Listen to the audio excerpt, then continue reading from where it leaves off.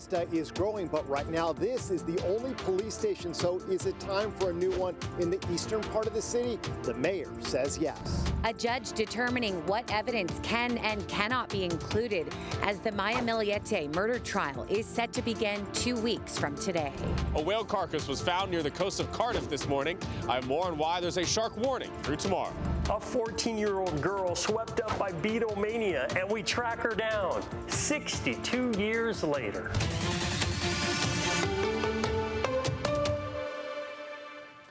Right now, Chula Vista leaders are trying to figure out if their city needs a new police station. Good evening, and thank you for joining us. I'm Carlo Cicchetto. And I'm Anna Laurel. The new station would not replace the current headquarters downtown, but instead create a second one on the other side of the city. News 8's Steve Price reports from Chula Vista to explain why the mayor supports the idea. Building for the future in Chula Vista. And over the past several years, they've been building a lot, making it one of the fastest growing cities in the county. We're almost 300,000 people. We're estimated to continue to grow tremendously. Mayor John McCann says most of that growth is in the eastern part of the city, but what they're not building out here is a police station, and the mayor thinks that needs to change. Be able to have not just the presence there, but be able to do reports, file issues, making sure that they're interacting with our eastern territories. The city council voted unanimously last week to spend almost $400,000 on a study to determine if Chula Vista actually needs a second police station, and if so, how to pay for it, where it should be located, and how many employees they'll need to run it. We want to make sure that we have the appropriate staffing. We don't want to just build a substation and not be able to staff it appropriately. People living in the eastern part of the city say a new station would definitely make them feel safer and make dealing with the department to file reports or handle other police-related issues more convenient. It would be good to have that here, not having to drive all the way to downtown to do something like that. So it would be good for the community and the kids around here as well. Residents also believe it will improve response times because officers won't have to drive back to headquarters as often. But there is some apprehension that money spent on the station will be money taken away from hiring more officers. And with the city expanding so quickly, staffing is a concern the mayor understands. So the number one priority is to make sure that we hire new officers. Okay, so what happens next? The mayor told us today that the study should be completed later this year, and he's hoping it will be presented to the city council in November. We'll continue to follow this, Anna and Carlo, and let you know what happens. Reporting live in Chula Vista, Steve Price will send it back to you in the studio. All right, Steve, thank you. Tonight, we're learning an accused Guatemalan drug lord was arrested here in San Diego. Federal prosecutors say 61-year-old Eugenio Molina Lopez, known as Don Dario, was caught here in San Diego. The U.S. State Department once had a $10 million reward for any information leading to his capture and conviction.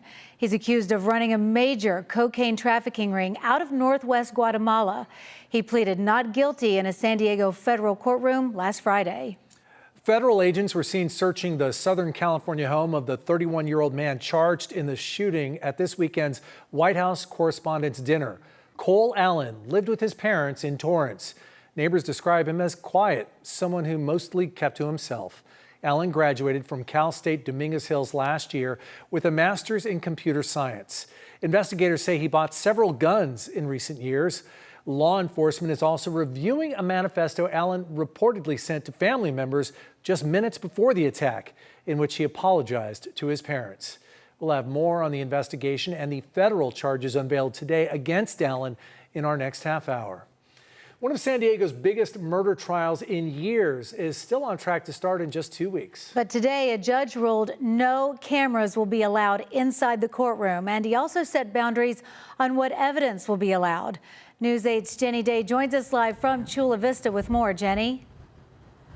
It has now been 5 years since Maya Millete disappeared, and I did speak with her sister today. She said that really they are just eager for this trial to begin. She also shared with me that Maya's birthday would be coming up this Friday. She said her kids are really doing great and that they all just want to know where she is.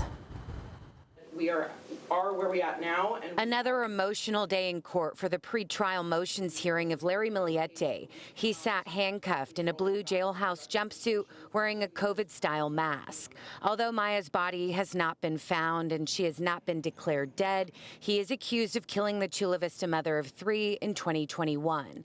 There are accusations of an affair, and prosecutors say Maya contacted a divorce attorney the day she disappeared. it was extremely traumatic. Monday marked a win for the defense, a judge ruling cameras would not be allowed in the courtroom. Milliete's team of attorneys argued he would not be able to get a fair trial.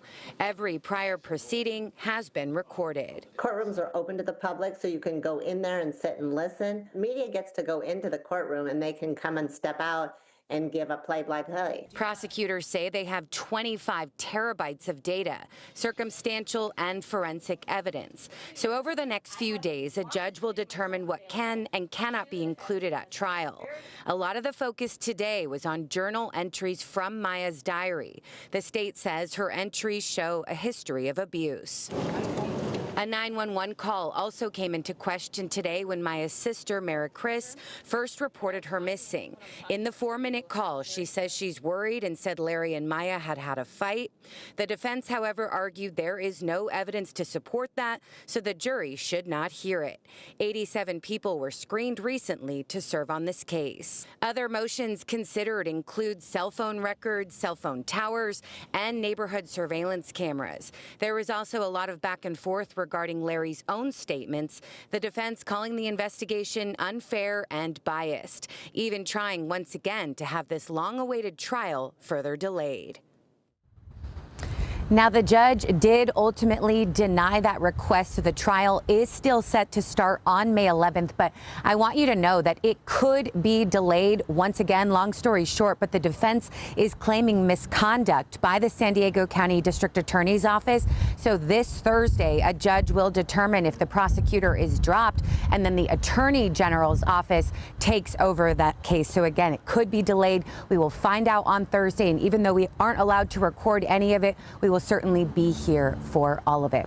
Live in Chula Vista, Jenny Day, News 8. Thanks, Jenny.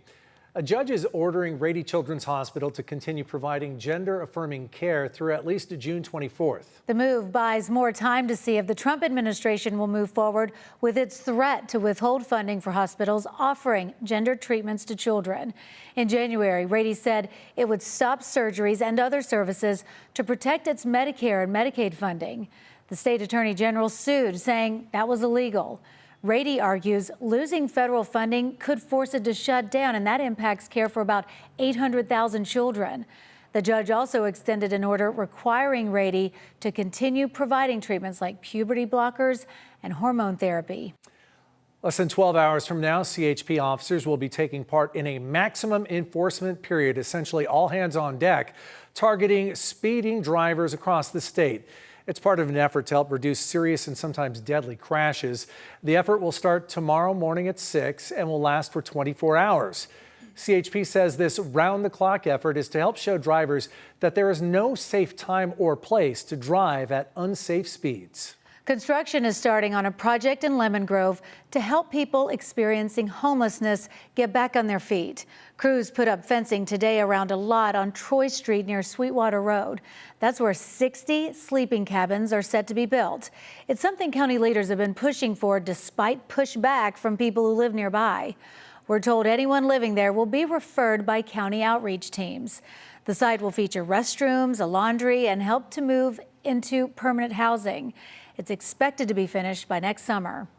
Quite the sight along the Cardiff coast today. A dead whale spotted floating about 400 yards off San Elijo State Beach. Yeah, News 8's Alex Cheney spoke with city leaders in Encinitas and officials with NOAA. He joins us live now with details. Alex?